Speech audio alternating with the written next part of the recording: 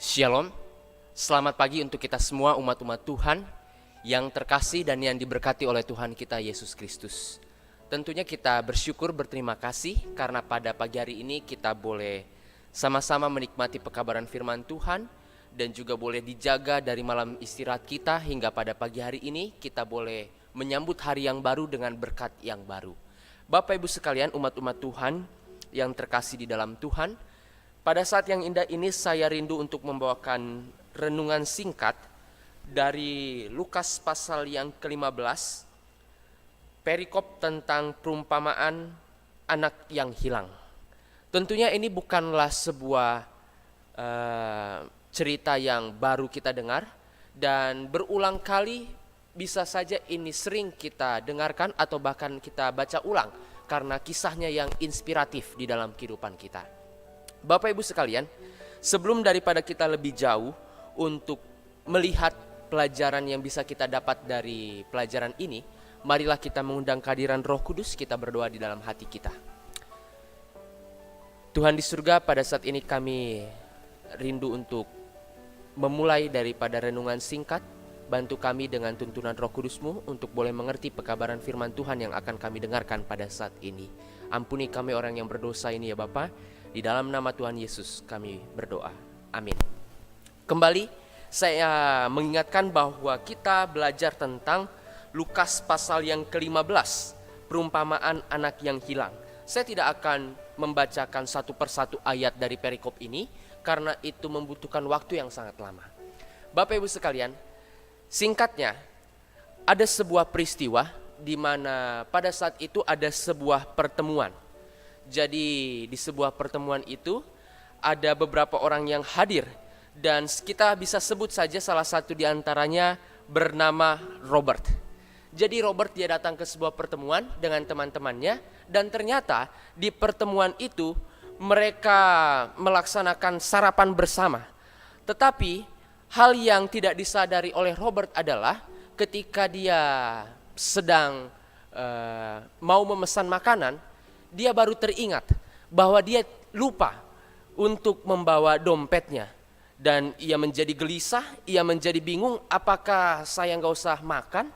Apakah saya nggak usah pesan makanan ini atau hanya sekedar minum saja? Karena saya sendiri lupa untuk membawa dompet. Nah, tetapi ada seorang teman dari Robert lainnya, dia berkata, santai saja, pesan saja. Maka saya akan membayarnya untukmu. Oleh sebab itu, mereka berdua sama-sama menikmati hidangan itu dan teman dari si Robert ini dengan senang hati membayar tagihan daripada si Robert yang lupa untuk membawa dompetnya. Bapak Ibu sekalian yang terkasih, mungkin pelajaran untuk kita sendiri adalah bahwa kita juga pernah mengalami hal yang sama, mengalami dilema di dalam kehidupan dan keinginan untuk membayar sesuatu, tapi kita nggak sanggup untuk membayar itu. Karena memang kita tidak mempunyai sesuatu hal yang berharga untuk bisa membayar daripada apa yang kita inginkan itu. Dan bisa kita melihat dari pelajaran ini, ada kalanya kita juga harus sama seperti Robert. Kita harus rendah hati untuk bisa menerima apa saja yang diberikan orang kepada kita, yang ditawarkan kepada kita. Dan sama seperti pelajaran kita ini dari Lukas pasal yang ke-15 tentang perumpamaan anak yang hilang ini. Kita bisa melihat bahwa si anak bungsu ini ketika dia sudah mendapatkan apa yang dia inginkan, dia pergi, dia berfoya-foya, dia nikmati seluruh harta yang dia punya.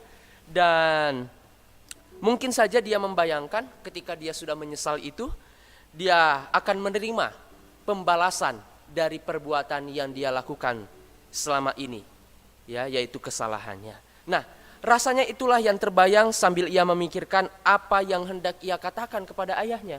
Bahkan untuk makan saja dia susah, ya. Dia baru menyadari kesalahannya setelah dia menikmati kesenangan selama ini dan tergantikan dengan kesusahan. Dia tidak membayangkan apa kira-kira yang akan terjadi ketika ia bertemu dengan ayahnya dan apa yang akan ayahnya katakan bahkan lakukan untuk dirinya. Nah, Bapak Ibu sekalian, di ayat yang ke-19 kita bisa melihat Bahkan dia berkata, "Aku tidak layak lagi disebutkan anak Bapa. Jadikanlah aku sebagai salah seorang upahan Bapa." Bisa kita bayangkan, saudara-saudari di dalam Tuhan, tidak mungkin ayahnya berpikir seperti itu, ya. Di mata ayahnya, dia tetap anak yang dia kasihi. Meskipun anaknya ini telah melakukan dosa dan menghambur-hamburkan apa yang menjadi miliknya. Tetapi bisa kita lihat bahkan di ayat ke-20, ketika ayahnya melihat dari kejauhan, dia sudah berlari untuk mendapatkan anaknya dan mencium anaknya. Itulah bukti kasih daripada perumpamaan anak yang hilang ini, yaitu perumpamaan sifat daripada orang tua yang mengasihi anaknya. Bapak Ibu sekalian, ini adalah gambaran yang luar biasa. Yesus mau memberikan pelajaran kepada kita betapa baik dan kasihnya bukti Bapa kepada kita anak-anaknya. Dan di dalam kehidupan kita juga, kita bisa mengalami hal yang sama. Kita jauh daripada Tuhan, tetapi dengan tangan yang kosong, Dia menyambut kita kembali kepadanya.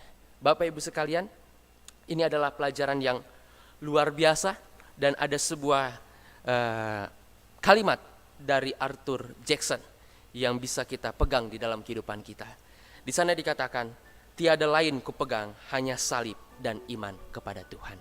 Biarlah ini menjadi pelajaran buat kita semua di dalam menjalani kehidupan kita saat ini untuk bergantung sepenuhnya kepada Tuhan. Kita tidak punya apa-apa, tetapi kita bisa datang kepada Tuhan dan Dia akan memberikan pertolongan kepada kita semua. Terima kasih, Tuhan Yesus memberkati kita semuanya. Amin.